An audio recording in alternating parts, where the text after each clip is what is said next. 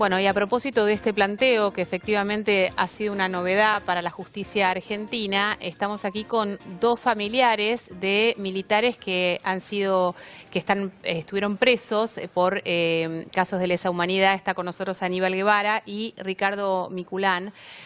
Bienvenidos, gracias por estar y me gustaría que cada uno de ustedes cuente el caso propio para entender de qué estamos hablando.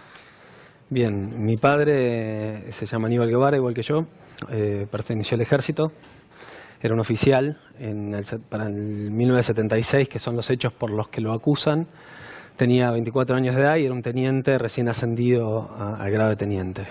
Nunca en toda su vida había tenido una sola denuncia sobre violaciones a los derechos humanos, hasta que en el año 2006 aparece alguien a denunciarlo, lo involucran y lo inculpan de las desapariciones que se dieron en San Rafael en el periodo que él estuvo destinado. Y lo condenaron, lo condenaron a cadena perpetua y lleva 11 años, no tiene condena firme, pero lleva 11 años en prisión preventiva, justamente porque al no tener condena firme, su prisión continúa siendo una prisión preventiva. Que es algo obviamente ilógico, porque naturalmente nadie está tantos años detenido con una prisión preventiva, pero es ilegal, más que ilógico, es ilegal, porque el plazo máximo de prisión preventiva es de 3 años, son 2 años con opción a un tercero si prueban, en tu caso particular, que hay riesgo procesal, que es una de las cosas que da por tierra justamente el fallo de la Corte, o que exige que el riesgo procesal esté probado. En estos casos, en los casos de lesa humanidad, se da como generalidad que hay riesgo procesal, y así hay 600 personas, 600 imputados que están privados de la libertad, por más de 3 años, que es el plazo máximo de la ley, y 720 por más de 2, que es el primer plazo legal. Y todos estos son para la ley y todavía inocentes, porque uno es inocente hasta que no tiene una condena firme, y están privados de su libertad en un promedio de alrededor de 6 años. ¿Y por qué no tienen una condena firme?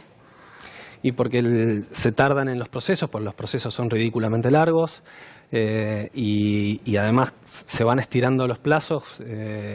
Realmente con el 60% de los recursos de la justicia federal abocada a los juicios de lesa humanidad, o sea que estamos hablando de cerca de 6.000 millones de pesos por año, llevamos en estos 12 años 54 condenas firmes. Menos del 30% de las imputaciones que hay terminan en condenas. En un poquito más de 10 años que se retomaron los juicios por lesa humanidad. Esto quiere decir que recién en el 2037 se va a terminar de cerrar a este ritmo todo esto que estamos viviendo. De todas maneras, si efectivamente son tantos los casos y esto demanda una cantidad de tiempo y una cantidad de dinero del Estado, no sería cuestionable si esto es el fin para llegar a la verdad, ¿no?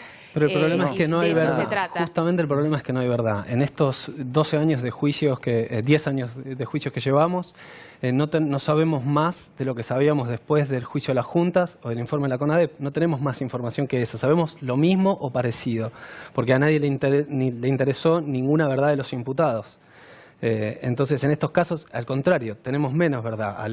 Cuando estamos diciendo que se condena indiscriminadamente y muchas veces a gente que no tiene pruebas, o sea, que se condena inocentes. Pero en el caso de tu padre no hubo testigos, no hay hechos que puedan fundamentar por lo cual está imputado. En absoluto. A mi padre lo acusan de 4 desapariciones, de las cuales en 3 nadie lo nombra, ni deteniendo ni participando en ninguna de esas desapariciones. Y en la única que sí lo nombran, retrasaron un día la fecha de desaparición de esta persona, porque aparece en los habeas corpus de los 70 y incluso en el informe de la CONADEP como desaparecido en la madrugada del 23 de marzo de 1976, y como mi padre llega a San Rafael a la tarde del 24 de marzo, retrasan y dicen que en realidad desapareció en la madrugada del 24. ¿Qué edad tiene tu padre, Aníbal? Mi padre tiene 65 años y lleva 11 años en prisión preventiva. Conocemos tu caso. Sí, antes quería agregar que lo importante, lo que denunciamos como ONG, es que las irregularidades que se producen en el caso de Aníbal, en mi caso y en el de muchos otros familiares, se repiten sistemáticamente. Es como si hubiese una aplicación sistemática de algunas irregularidades y también violaciones muy serias a lo que es el debido proceso, la legalidad y los derechos humanos, que terminan deviniendo, por ejemplo, en el caso de mi abuelo, en la muerte. Te cuento ahora el caso de mi abuelo. Si te parece, el teniente coronel Cayetano Fiorini estuvo preso 4 años en prisión preventiva. Murió un mes después de que el juicio empezara, después de estar esos 4 años esperando. Con 86 años estuvo un poco más de un año preso en una cárcel común a 70 kilómetros de la ciudad de Santiago del Estero, soportando un montón de condiciones súper adversas para una persona de 30, muchísimo más agravadas para una persona de 86 años. Y termina siendo el juicio suspendido el mismo día que fallece él y otro imputado, el señor Liendo Roca. Y el argumento de la suspensión del juicio, que es una suspensión ordenada por la Cámara de Casación y que revoca al tribunal que lo estaba juzgando, es justamente que no estaba garantizada la imparcialidad en el tribunal. Estaba el tribunal integrado por un ex representante de organismos de derechos humanos, por una víctima que participó como testigo en un juicio anterior, la jueza Noli, y como un ex militante del ERP. Con esos antecedentes, la Cámara de Casación decide revocarlos. Y desde ese día hasta hoy el juicio está en una especie de limbo en donde los imputados siguen, los que estaban detenidos siguen con la detención preventiva y no hay jueces que quieran hacerse cargo del proceso. Acá hablábamos de un hecho puntual, que es que la justicia determinó la posibilidad que una persona mayor de 70 años tenga la posibilidad de tener un arresto domiciliario pese a haber sido condenado a un delito de lesa humanidad. Vos hacías referencia sobre una cantidad de irregularidades procesales. ¿Estas irregularidades, al momento de denunciarlas, tienen una respuesta por parte de la justicia? Y por parte de la justicia, esto sería el curso natural, ¿no?, de las cosas. Lo que sucede con la justicia, primero corregirte que la persona que mencionaba Mariano fue absuelta. Sí. Entonces fue declarada de alguna forma como que no tenía una participación en lo que se estaba juzgando, ¿sí? En segundo lugar... Perdón, fue absuelta por el tribunal oral. Después casación, en algo que no tiene precedentes prácticamente, salvo en los juicios de lesa humanidad, revocó esa absolución y le dio 22 años.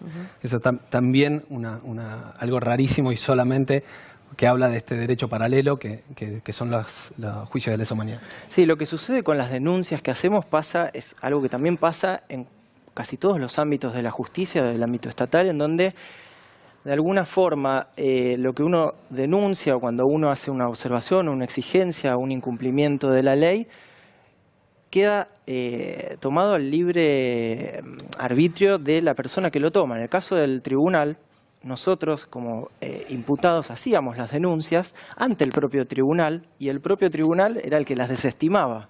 Tuvimos que esperar a que participara una instancia superior. Prueba de eso son los fallos de Lorenzetti y Hayton de Nolasco en el caso al que hacías mención. Ellos se amparan en un artículo que es el 280 para no tratarlo directamente. No tratan, consideran que no tienen que tratarlo. Muchas gracias a ambos por haber venido. A vos.